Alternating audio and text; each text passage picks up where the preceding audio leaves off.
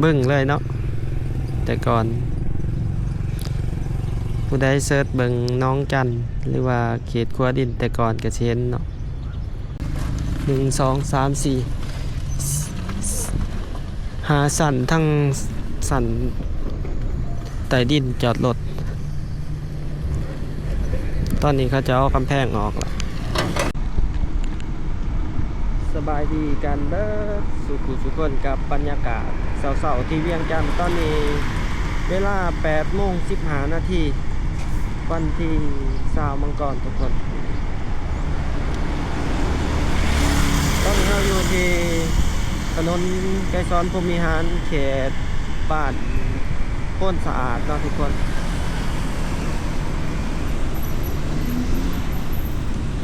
ข้างหน้าเราก็เป็นป้ายรถเมล์ BRT เขตโพ้นเข่งโพ้นสะอาดทุกคนก่อนนี้แมนโพ้นเข่งเนาะยังอยู่ในเขตโพ้นเข่งลงไปโพ้นสะอาด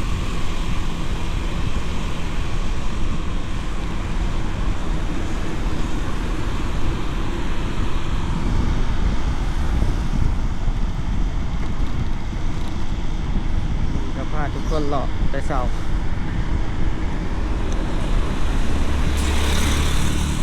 วันนี้สิพาทุกคนลงไปพุ่นเนาะลงไปตลาดขัวดินก็มี FC หลายๆคนขอกันเข้ามาว่าตลาดขัวดินเปิดระบอเขาก็บ่ได้เข้าไป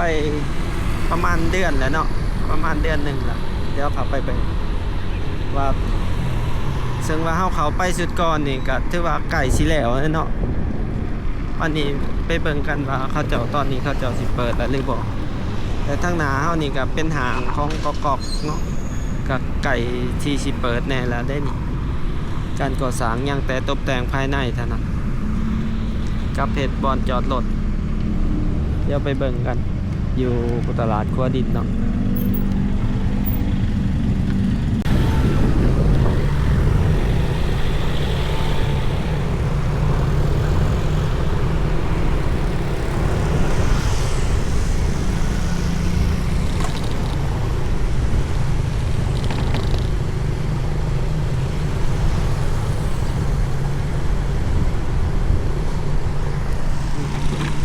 มาหอดทั้งหลังเลยทุกคนถือว่าใหญ่ในหางตัวนี้ถือว่าทำเลนี่ค่อนข้างว่าทำเลดีกว่าหลายๆหางเลยเนาะเพราะว่าบ่อนนี้มันไก่ประตูไส้หางนี่น่าจะโอเคอยู่เนาะเพราะว่ามันไก่จุดท่องเที่ยวคือเขามาลงที่ประตูไส้เขาก็มาเขาหางยางสามารถยางจากหางนี้ลงไปประตูไส้ได้น่าจะเป็นทำเลที่ดีที่สุดเนาะของหางแล้วเนาะบ่อนนี้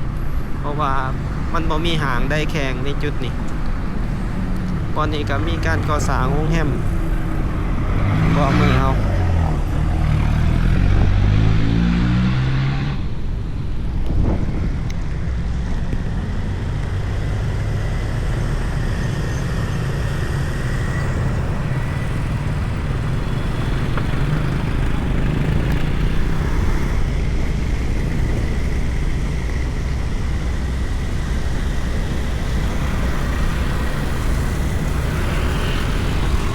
เป็นบรรยากาศการจราจรยามเช้า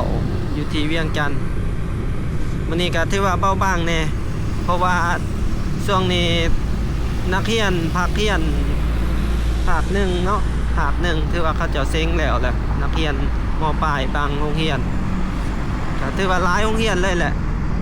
เราก็สิเห็นว่ารถค่อนข้างว่าเบาบางกว่าเก่าอากาศเดี๋ยวนี้ก็ถือว่าเริ่มร้อนแล้วเนาะเริ่มร้อนขึ้นมาเลยทุกคนกลางคืนนี่ยังหนาวอยู่แต่ว่ากลางเว้นนี่ร้อนหลายช่วงนี้ ต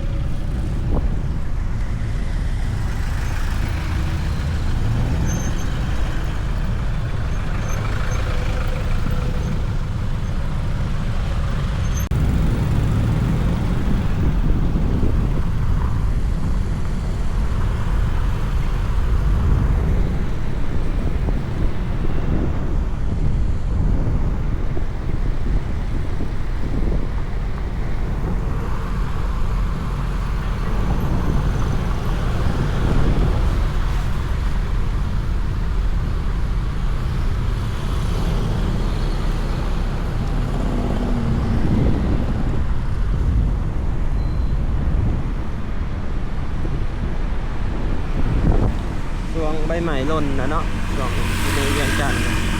นี่เขาสิเห็นอยู่ในเขตตัวเมืองในเวียงจันทน์เดี๋ยวนี้ที่ว่าเพิ่นจะติดอันนี้เนาะเป็นเสาอันนี้ลูกติงนี่ติดอยู่ตามขอบทางหลายบอน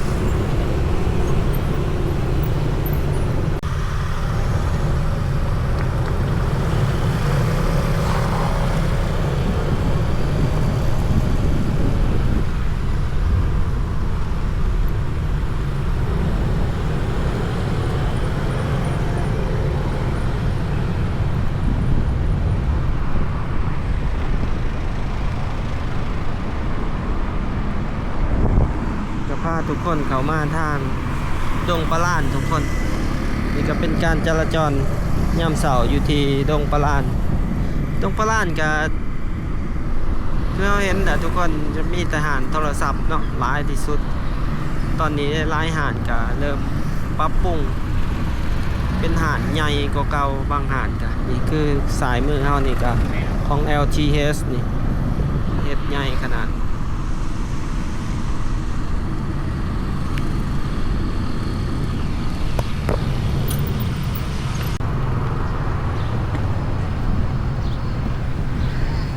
กับเขามาทางด้านหลังของเวียงจันทน์เซ็นเตอร์ทุกคนเขามาทางหอมนี่เนาะ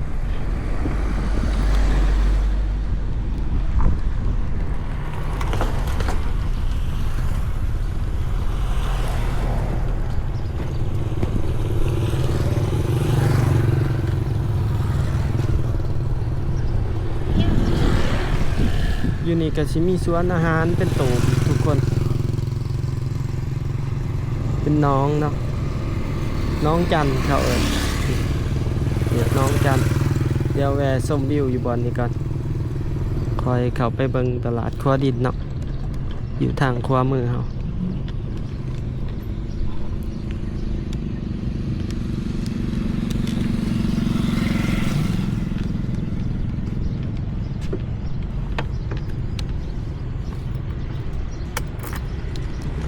นี่เนาะทุกคนอยู่นี่เขาเจาะกระสีเฮ็ดเป็นน้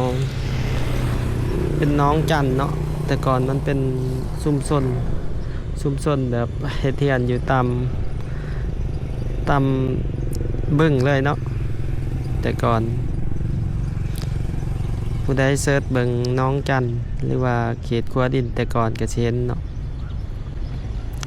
ตอนนี้ถือว่าอยู่ในเขตของห่างเวียงจันทน์เซ็นเตอร์ทางภาคนั้นก็เป็นภาคสันเนาะนี่ทางหน้าเฮาสายมือเฮาก็จะเป็นอาหารเป็นตูบโอ้ปลาใหญ่อะลีทุกคนอยู่นี่ปลาดุกเนาะส่วนลายอยู่นี่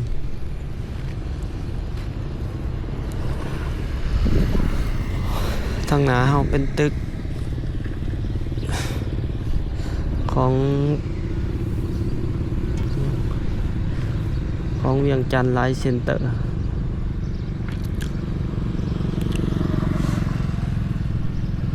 ก็สิเป็นทั้งคอนโดแล้วก็อพาร์ตเมนต์แล้วก็เป็นออฟฟิศให้เช่าตึกทางหน้าเฮานี่เวียงจันทน์ไลฟ์เซ็นเตอร์พูดทุกคนตึกสีน้ำตาลเนาะสิเป็นตลาดครัวดินเป็นตึกเขาเจ้าเฮ็ดเป็น4 สันเนาะ3-4 สันนี่แหละเป็นแบบหลังคาทรงลาวแต่ว่า แต่ว่ารูปร่างของอาคารเป็นแบบอันนั้นเนาะเป็นแบบโมเดิร์นเดี๋ยวขี่เขาไปเบิ่งกันทุกคน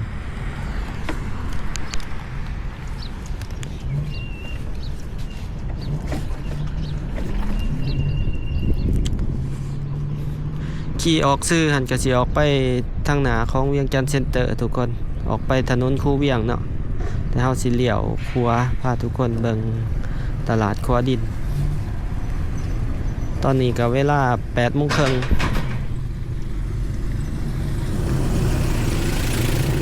นี่ตอนนี้เขาจะเอาหัวเอากำแพงออกแล้วทุกคนมาตามคำขอเนาะมันนี่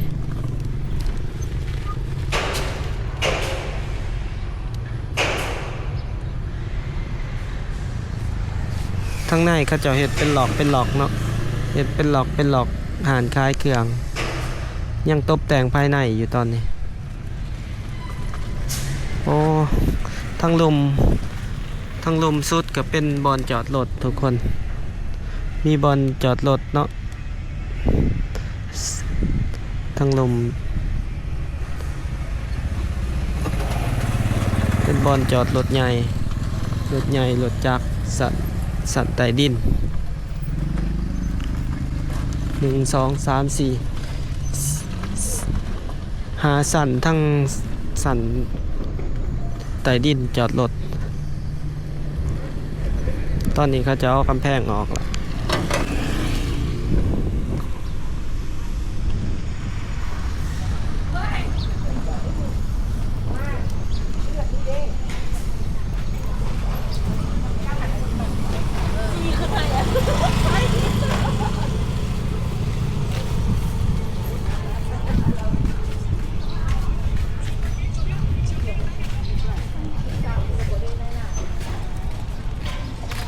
วานเห็นเพลงที่กาตีโย โอ้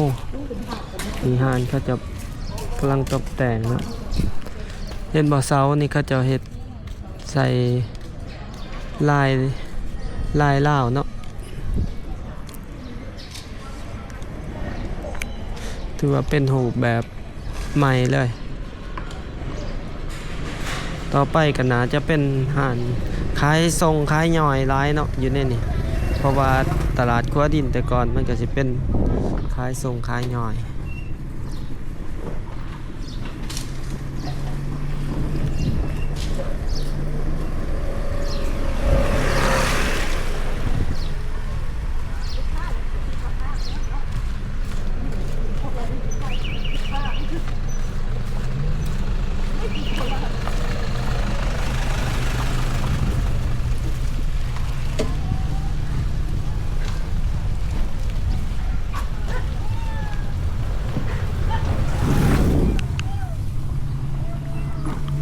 บรรยากาศเนาะทุกคนอยู่ทางขวามือของเฮาขึ้นไปนี่ก็เป็นตลาดที่เขาจะย้ายจากตลาดตึกเก่าขึ้นไปขายอยู่เทิงเนาะเทิงขวามือเฮาก็สิออกมา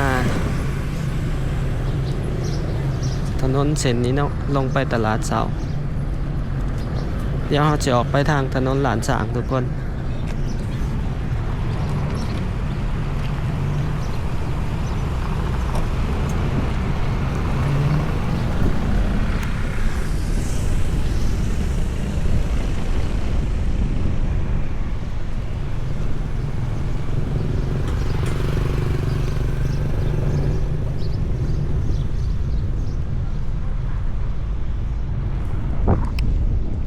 เป็นเส้นทางลัดออกถนนหลานสางขางตลาดเสาตึกใหม่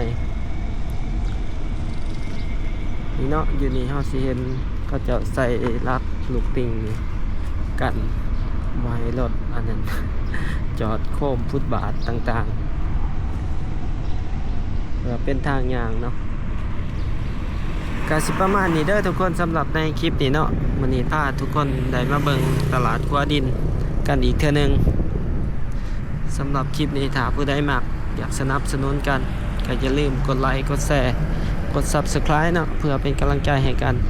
และตอนนี้บ่าวแม่นไส้ก็ต้องขอกล่าวคำว่าขอบใจแล้วก็สบายดี